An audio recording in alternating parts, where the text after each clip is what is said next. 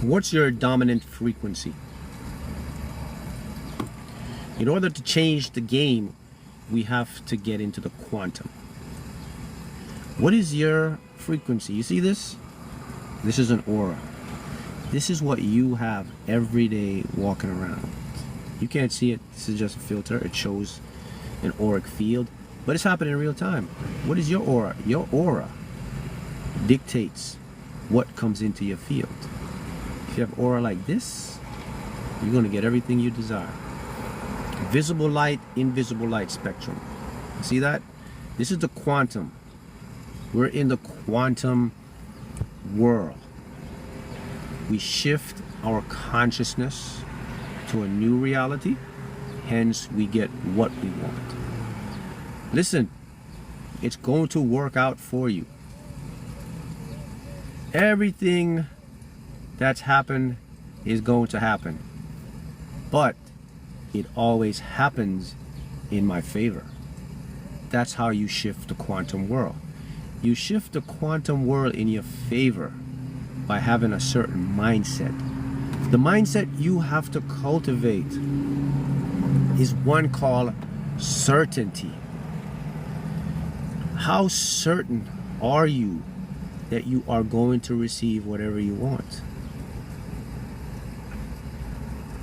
I'm here to tell you, this is a confirmation, this video, that you will 100% receive whatever you desire, because you are manifesting it now consciously instead of by default. You are now doing it deliberately. See, there are two types of manifestors in the field: deliberate, default. You, my chosen ones, you are deliberate manifestors. Why are you deliberate manifestors? Because you're putting yourself and investing your energy into content that shows you how to tune your consciousness. The fact that you know how to tune your consciousness, the fact that you know visualizing using ask-formation now, not affirmation, you now recognize that the source to your happiness lies in your unconscious mind. And then beyond the unconscious mind, you also realize that you are a higher self. And then here's the biggest thing that you guys realize. You also realize, this is the game changer, you are not a human being. You are a being playing human. That's the big kicker. That takes you into a whole new game. Because what that does, it puts you in the quantum. Now you're not a physical body. Now you're endless potential. Your infinity, your infinite realities, your infinite possibilities. Everything can and will manifest for you, because now you're not attached to a meat sack. Yeah, you're using a meat sack, but it's not you. You're renting this meat sack. We're renters. So that mindset alone will activate your subconscious mind, man, to really start shifting the game in your favor. My friends, that's certainty. Everybody says, well, how can I be certain? You know what certainty is? Certainty is realizing that you're not a human being. You're a being. If you understand that, guys, your subconscious will make certain you get everything you manifest. It turns it on just like that.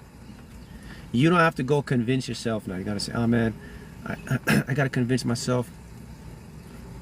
I'm certain that I'm gonna get this. I'm certain. No. Just realize that my consciousness, my existence, is predicated on my observation. Whatever I put my attention to, I expect it's gonna come in. You no longer force anything. See, that's the next big thing with you guys being what we call deliberate manifestors. The days are over of you forcing. You don't force anymore. You don't work hard anymore. You work smart. You're calculated. You use quality over quantity. You don't shoot a lot of shots. You just have one shot, your primary bucket, and you put it out into the field. That's that. So if you're ever doubting your manifestation, you gotta remember, guys, that these are the things that you guys are doing, and because you're doing it, you're gonna get it. So most of us, we forget what we are. You know, I'm not gonna say who you are. We forget who we are because none of us are who's. We forget what we are. We're this right here. See this feed? This is a feedback. This auric behind me is a feedback. That's how we communicate with the field. Everybody have this. You just can't see it with your eyes because our eyes can only see what's in the visible spectrum. But if you have an instrument, you can see auras. Some people can see auras. But this is our broadcast. We broadcast with our aura. So right now you're broadcasting to the field that you deserve and you expect to get what you want. How long did it take me to manifest my win, my first win? It took 12, 13 months. But the next thing, guys, we recognize too, we're timeless. See that? What I recognize to manifest what I want, I had to escape the time velocity. I could no longer associate myself with the past and the future. It was causing too much resistance. It was overwhelming my manifestation. Every day I would be thinking of the past and I'd be thinking about the future. It wasn't getting me anywhere. And then it dawned on me, man. I said to myself, wait a minute.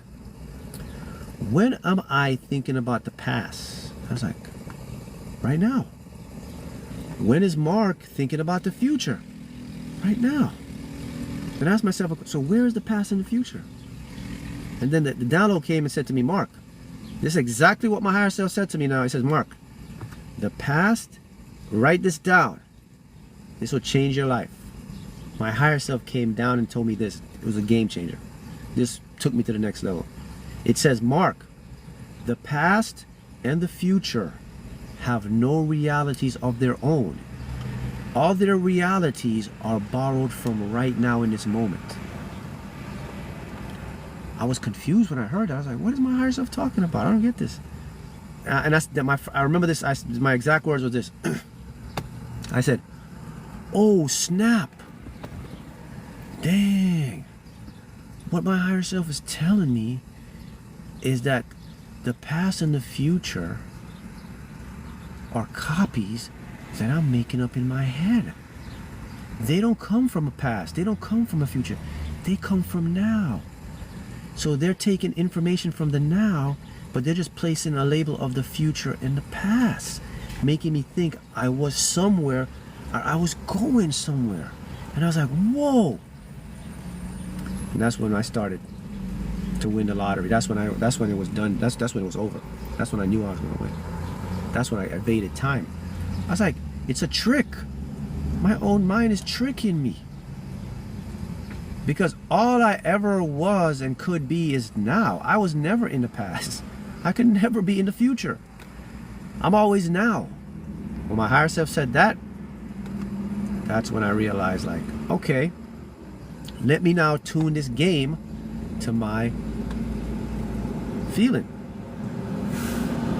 So what I started to do, I said, since the past, since the future have no realities of their own, all their realities borrowed from now, why don't I go ahead and reinvent the past, make up a past, since there are no realities, and then make up a future. So why don't I go ahead and start to remembering when I won, why don't I go ahead and start to think about the upcoming win. So I'm basically taking a reality that I'm making up. I'm going to put in the moment. It's going to convince my subconscious that I'm coming. It's done. It's a done deal. And then I'll manifest it faster. Brilliant. Why didn't I just do that? That's what I started to do. So now I start to approach things from as if I was reminiscing.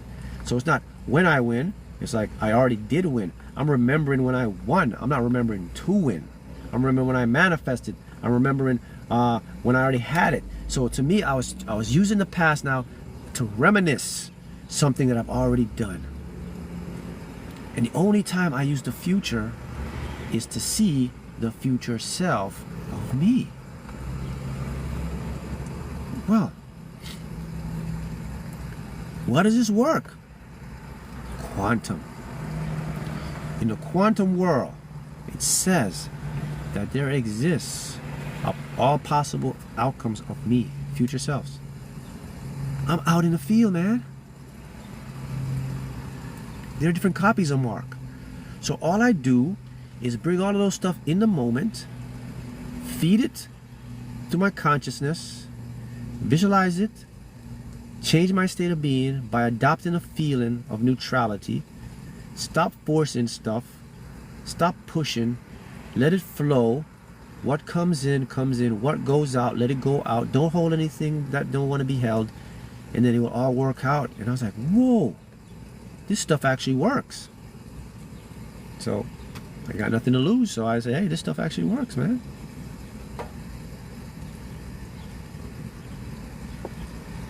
Yeah, that's a great, this is a good one. This is here.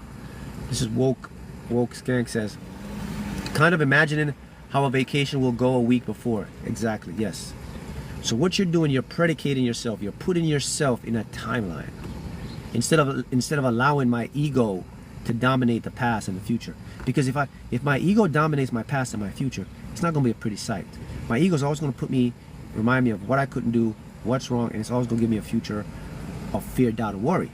So I realized something what my higher self was saying. So my higher self said again, I repeated the most powerful word my higher self said to me is, the past and the future, Mark, have no realities of their own. All their realities are borrowed from the present moment. So it means that I am the one that's making the past and the future. My consciousness is streaming it based on my intention. That's when the game changed for me. And that's when the game will change for you. Is our life path number aligned with our higher self? Yes. Numbers, your higher self will use numbers to communicate with you because they're more accurate.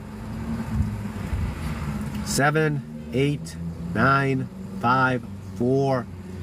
Higher self use those numbers to send to you in the field, to direct you, to show you you're all good. Your higher self is constantly babying you and I. We're babies to our higher self. So when you see these numbers, your higher self is just walking you along, protecting and guiding you. But we lose focus of that because we're too much into our ego.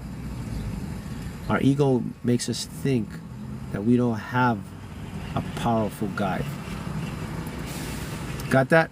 So we are all quantum, man.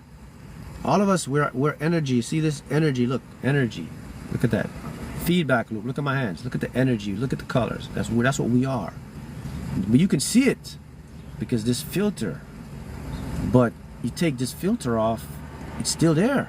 But your eyes just can't see the spectrum of it. But this is exactly what's going on around us right now. We're not this. We're this. See that? That's what we are. We are transparent. We can bring things from invisible to visible. We can change on the fly. And once you comprehend that, what's the saying? What do they say? They say game over. That's a term they use when it's good or it's done and you know you got it wrapped up. They say game over. Game over for you. But you got to apply it, and you got to learn knowledge, and you got to know that you're quantum. You cannot associate yourself with physicality. Even though you see yourself as physical, it's a trickery of your brain. You can't be physical. If you're going to manifest your best life, if you want to manifest the big stuff, you can't operate from a physical reality. You can't go around and see the building and say, oh, that's physical. Oh, it's stuck. Oh, man, I don't know how things are going to change. You cannot do that because you're just going to reinforce in your subconscious that you want to exist in a physical realm where things are going to be physically hard. You have to, what I call, superimpose your new reality every day in the physical. You have to see that building where it currently is, and you have to see your building, your office. You have to walk into your current home, but you have to see it as your future home. You have to get in your current car, but you have to see it as your dream car. You have to superimpose your consciousness into that vehicle so that it can trick your brain, and your brain thinks you're in a Bentley even though you're in a Toyota. You're in a, it's all the same. And this, people will laugh at this and they say this is ridiculous, but I'll tell you one thing, they can't laugh anymore after 2022 and 2021 when the two physicists won that Nobel Prize for showing that reality is non-local. Who's laughing now? You know what that means? You know what the Nobel Prize is? Did anybody know that? The physicists won the Nobel Prize, it was 21-22 for showing reality is non-local. In layman's terms, they showed and they proved that reality is not here. It's being streamed. It's transparent. You and I are not even here. It's non-local. It's coming from somewhere else. There is a projector. There is something beaming consciousness, beaming information. So as real as it seems to you, it's not real. So now, and then on top of that, you guys know this before, you've heard this before, your brain can't tell the difference between what is real or imagined. That's a fact. We all know that. You merge those two things together, you get the complete formula for manifesting success. You now make things realistic to you. See, that's what I started to do. I started to make things delusionally realistic to Mark. So I would go into my own consciousness and I would say, what do I want, Mark? And I would visualize my delusional world. And I would just say, yeah, that's realistic to me, man. I didn't tell anybody, because if I tell anybody, they're gonna, you know, put me down. They're gonna say, Mark, that's crazy, you can't. So I just kept my own delusional world. But the thing was realistic to me. But see, I knew the secret though. I knew that as long as it's realistic to me, it's gonna come into my life. I don't need anybody outside to convince or to try to convince them and say, well, Mark, it's possible to have that. I've already convinced myself it's possible. So this is why Ray said, this is why kids have a better imagination. They came from a spiritual realm. Yes, the reason why kids have a better imagination is because their critical divide hasn't developed yet. So the frontal lobe where the ego is, that's starting to come online. So because they don't have that, they're operating more in the theta state, in the natural spiritual state. They're in the quantum. So when they imagine something, it's very real and vivid to them. And then as they get older, their critical divide starts to develop and the ego starts to take form. And once the ego takes form, the imagination starts to cease, to wind down. The imagination starts to go down a lot. So that's why, so I always tell you guys, I said, listen, if you want to know one of the best ways to manifest something really fast, if you got a little sister or a little brother, or you got kids, you have to use your kids to your advantage. You have to tell your kids, man, or your little brother, say, hey, I want you to do me a favor. When you go to sleep tonight, just imagine me getting this. Hey, can you imagine mommy doing this? I want you to see mommy doing that. People, your kids will manifest it faster than you. Because they don't have resistance. Their critical divide isn't developed. And I'm talking about the ages from 5 years old to 9, 10 is the cutoff, about 10 years old, 10. And once they start hitting 11, 12, 13, it's going to start to be tricky. But you want them from 5 to 10. That's the sweet spot to manifest. They're going to love doing it. Yeah, it's fascinating. And the reason it's fascinating, because it totally works. Remember, when a kid is imagining something, their critical divide, their logic, their judgmental part of their consciousness hasn't developed. So they're purely in the quantum. So they believe what they're seeing. And now, because they're connected to you, they're your genome. They're your part of your kin. It will seep to your consciousness and they will manifest it faster than you can ever imagine it. Go do that. Which you could even use your kids. You go into the place to buy your lottery tickets. You look at the machine, the box machine, and you say, "Hey, son, pick one of those. Pick one of those. What do you like? Which one do you like?" They'll pick a winner before you will. They'll most likely pick a jackpot, because they are purely operating on intuitive state. Their intuition is lock and loaded, because they're just seeing pure potential converted into reality. We can manifest with our inner child, but we have to cultivate and go back to our inner child. Our inner child was taken away from us when we got an ego, and then when we converted into the matrix. So we have to go back to our inner child. The first step to get back to your inner child is you have to become delusional in your goals, in your dreams. You have to see them when you were a kid. That will bring you back to your inner child. But that's the big secret. That's what you do to manifest. You got to use all the tools available to you. And I'm showing you tools. All of you have kids. Majority of us have kids. You got kids, brothers, sisters. All of us. We have a nephew or we all have there's a kid between 5 and 10 years old. All of us can have access to that. Our aunt, our mom, our brother, we all got that. Every one of you can go right now and find a kid. And watch how fast it manifests for you. Come back and tell me. See how it works. You manifest so fast. Because they don't have egos to contend with. You and I do. Remember, the biggest reason we fail to manifest is a thing called resistance. Resistance makes us overthink our manifestation. Resistance makes us second guess. Once we second guess, we lost. You can't say, the minute you start going, oh, you're lost already. You have to. That's the secret. Now you know. See you guys again next time. Happy manifesting.